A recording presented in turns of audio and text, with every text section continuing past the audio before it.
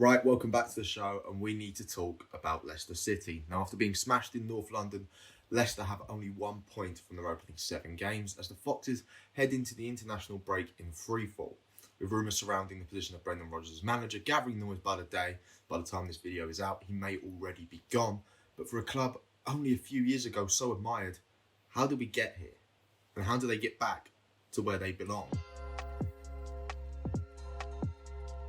Now, when we discuss deficiencies in the squad, we should remember Leicester's recruitment was widely praised only a few years ago.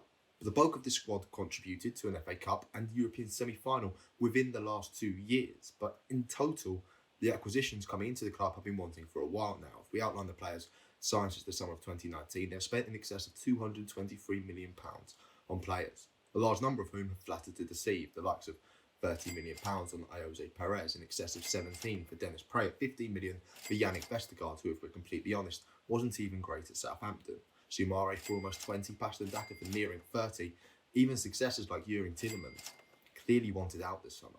And he will be walking out of Leicester for absolutely nothing at the end of the season, which isn't the sign of a club with all of its ducks in a row. This summer especially, to lose their starting keeper and starting centre-back with unproven replacements, they've took a massive risk on the back line of that squad, and it doesn't appear to be paying off. And it is likely that Brendan Rodgers will pay for it with his job. And if he does, the question then comes, who is fit to get Leicester City back on track? The bookies favour ex-Burnley boss Sean Dyche to take the reins and rescue the Midland club from their sorry start to the season, and they do so with good reason. In the entire history of the Premier League, only 6 teams have managed to stay up after such a sorry start. The most recent was Dyche's Burnley. So how does he do it? Well, in short, Dyche looks to make every game as awkward as possible for the opposition. And he's known to prefer a basic 4-4-2 structure, and as such his football analysis is almost always simplified down to being basic long ball footy, but it's much more thought out than that. Think of it this way. Every new manager comes in and they rattle off the same buzzwords in press interviews. They want to create a team that's young, energetic, dynamic, presses high and excites fans like never before. Not to say Dyche doesn't do this, but in a world with the dominance of possession in midfield and the commitment to high-pressing football, his style focuses on pushing the opposition out of their comfort zones and into unfamiliar areas and duels where his players are more comfortable, maximising his own side's potential and strengths and allowing him to take a limited Burnley side to European competition. You don't get that just from, oh, fuck it, Wood's in there somewhere, let's hoof it up their football. So how does he do it? Let's talk tactics and how he can implement this philosophy onto Leicester City. Once you've been hit for 6 and have conceded the most goals in the Premier League, there's no better place to start than the back line. So let's have a look at the average positions of Leicester in the game against Spurs, most notably the back line, who are incredibly aggressively high up. The 2 centre-backs, Listen Haise, was he impressive? Probably not. But we don't know him. His time at Leicester will not be defined by this sort of game. But who we do know is Johnny Evans, the fantastic signing and player for Leicester over the years, has been linked with the likes of Arsenal and other bigger clubs, but he simply cannot play on the halfway line at 34. He reminds me, and I like this comparison quite a lot, of Jose Fonte at Southampton. He's sort of been a calming influence in that back line through and sort of coaching other centre-backs as they've developed. And I know the Portuguese have done great things at Lille, but there comes a point physically where you just can't compete in this league playing in this style at that age anymore.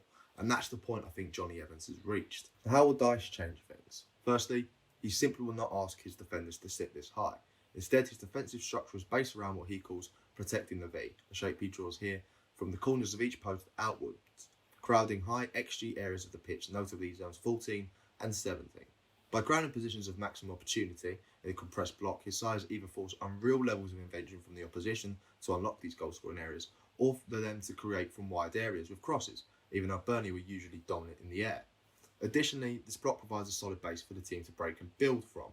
In more offensive moments, the build-up favours direct play, either bypassing the midfield with passes directly into the forward line or crosses from wide areas.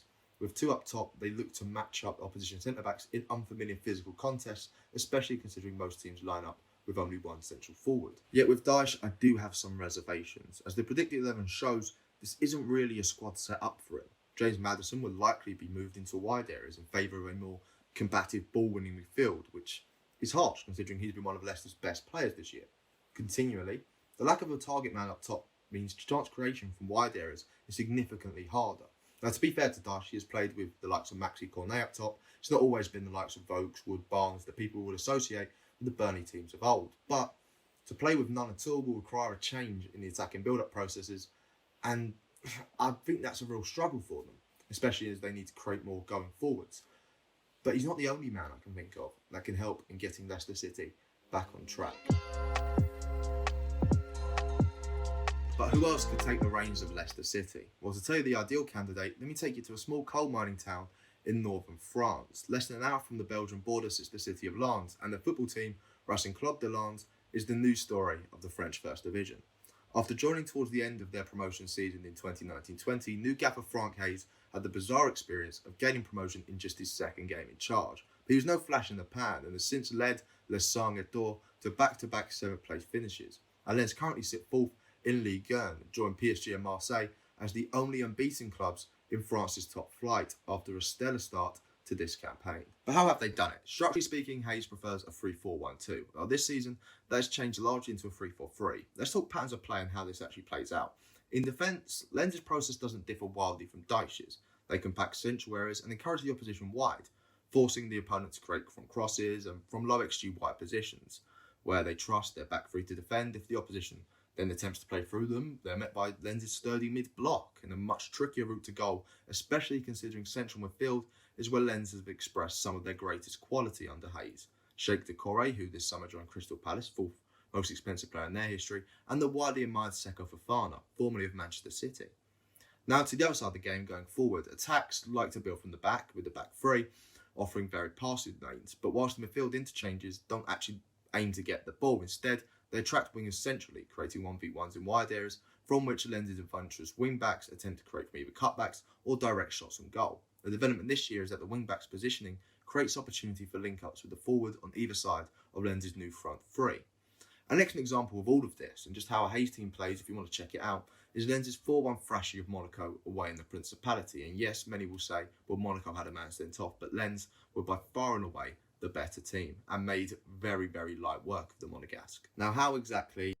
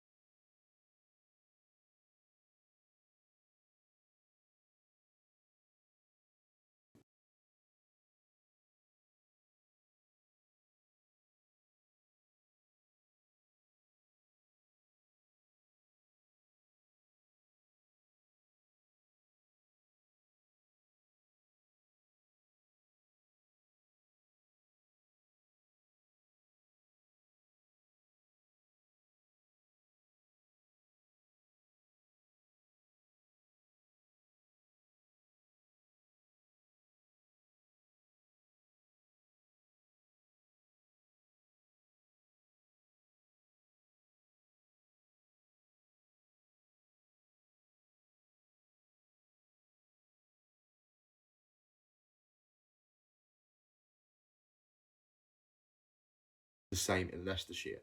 However, I've got a few concerns. See, as we've mentioned, Haise loves to play a back three, but I've watched Leicester play a back three this season, against Man United and Arsenal especially, and both times they looked horrible. Maybe, though, that's partly due to Rodgers' more expansive system. He asked his player to play higher, like we've already discussed, or the inclusion of some players. Wesley Fofana played against Arsenal, he clearly wanted out to Chelsea. Daniel Marty, who I feel a bit sorry for, to be honest, because he's just not good enough to play at this level. Also, there comes the question, if you're Leicester City, can you even get him? Things are good at Lens, whilst the house is entirely on fire at Leicester. To leave now would be an incredibly bold move in his managerial career that mightn't pay off.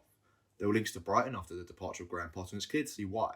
His back three approach creates structural similarities for the players, and it's clear a big move to England will come if his sides continue to perform. But is it now, and is it Leicester? For this one, it's probably a case of timing as to why he does not get this job. If Leicester could still dangle that carrot of European football that they could last year, it seems possible. But now, it doesn't seem like a likely move for him. Why would you leave Lens, who could get European football this year, for a relegation battle? I don't know. I just don't see that. And that's why calls for him to Leicester are from fringe football hipsters on the internet.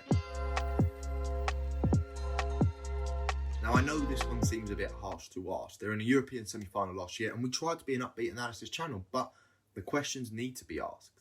Are the good times over in Leicestershire? It's only been 7 league games, so I don't want to jump the gun, but it feels like the end of the cycle for this team. In terms of midfield craft, both the best technicians that they have likely won't be there next year. Whilst Jamie Vardy, the latter blooming Heaven, the hitman, will be 36 this January and not the long-term answer to goals up front. And beyond all of this, surely needs to be a simple question of quality. Can you stay in the Premier League with that goalkeeper? By the end of the break for international football, I think it has to be Iversen. Even if the Danes' lack of Premier experience there still worries me. Beyond the squad, though, there's bigger issues. Leicester's finances make for some sorry reading. At the end of last season, they were spending 105% of club revenue on just the squad, which of course needs to be financed from somewhere. And this year they've revealed losses nearing £120 million. This financial uncertainty, I've built it into this video. You might not have seen it, but the two managers I picked are renowned for working wonders with nothing.